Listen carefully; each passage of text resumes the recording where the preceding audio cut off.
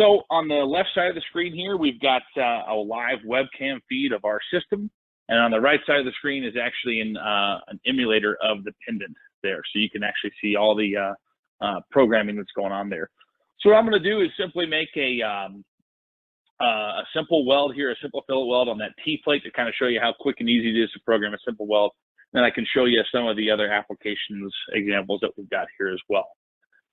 So I'm going to come up to the pendant. I'm going to hit the new program button. I don't need to save my changes right now. So I come over here, and every program that we typically start with starts with an air move. So some move kind of away from the parts that allows the operator to get in, load, unload parts and things like that. So all I did there was I hit the air move button on the left side. That's going to be adding program instructions to my program tree in the middle.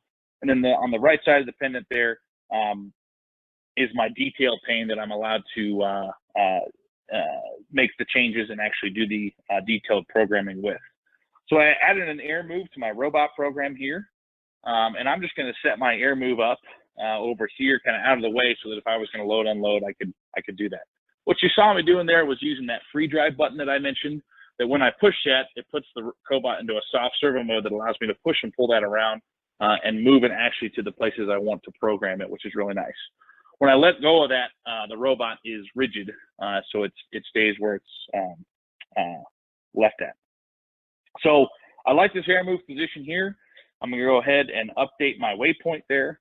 And then the next thing I want to do is, and when I hit the update waypoint, what it does is it stores the current position of the cobot as that target, that air move point.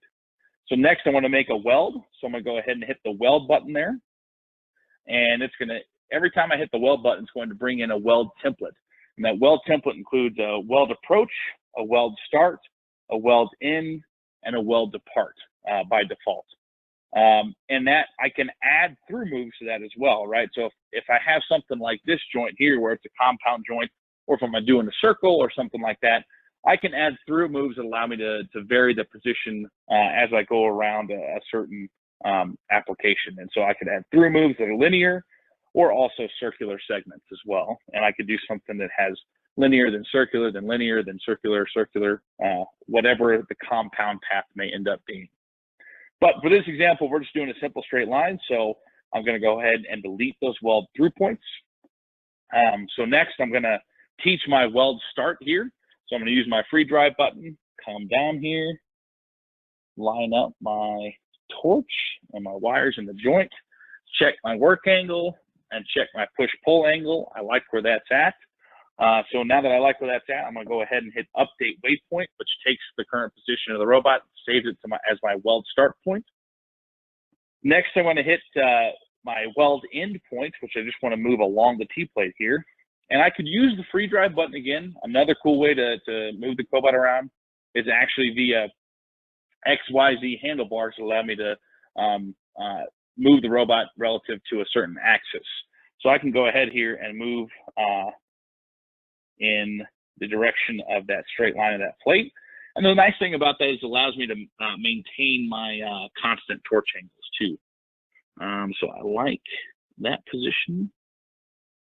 I think right there. That looks pretty good. Okay. So I program my start, I program my end of my weld. The approach and depart points are actually automatically programmed by default based on where I teach the start and the end. Just save some time for the programmer so they don't have to go teach the approach and depart with the correct angles.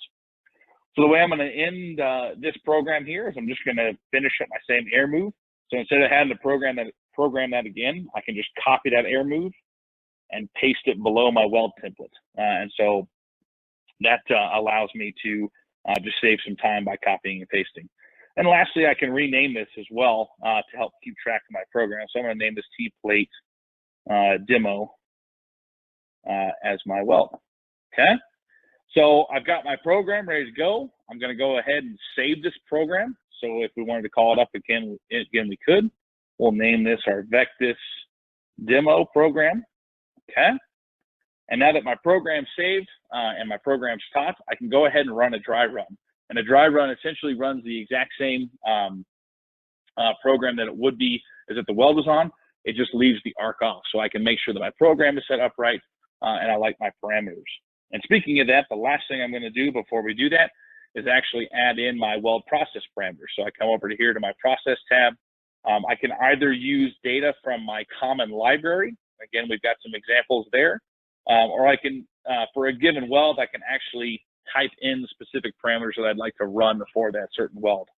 In this case, we're just going to use some of the parameters right out of the box. They're running a pulse weld waveform, doing a 1/4 inch fillet with 035 wire. So we're all good to go there. I'm going to dry run it, and I know I'm dry running it by this icon here. This is welding blocked. That's welding live. I'm going to go ahead and leave it as welding blocked, and I can check that in my status screen here as well. So we're good to go. I can hit play, and it's going to move and execute the program. You see the approach point and the start point there. That's looking great. I like how that dry run's going.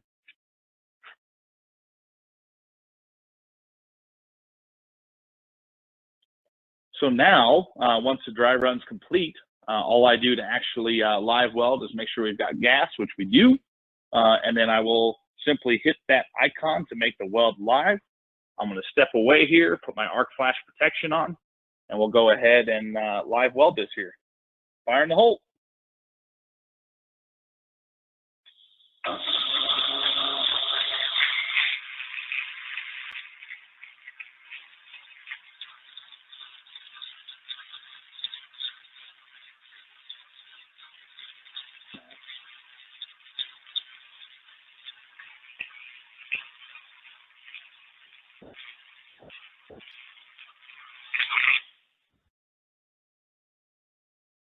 All righty, let's check out that weld.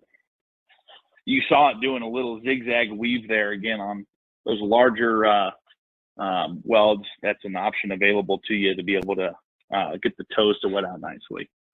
So that turned out pretty nice here, a little 1/4 inch fillet. And then just wanted to show some of the other applications again. You know, here's an example where through moves were used along with circular moves to create that on that 16 gauge tube there. The base flange of the tube and the gusset was actually all one path, just strung together there. See an example of pulse welding 3/16 fillet that was run at 31 inches a minute actually. So again, moving along there. Multi-pass weld, and you see some penetration profiles of that multi-pass as well. Compound path, and then just some various other applications that customers have done as well.